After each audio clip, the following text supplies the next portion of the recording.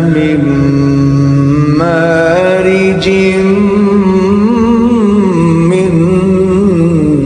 نار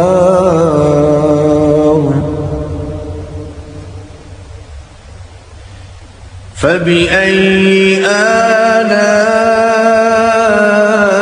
آلاء ربكما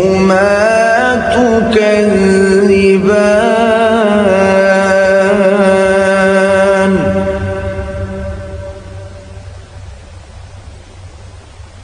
رب المشرقين ورب المغربين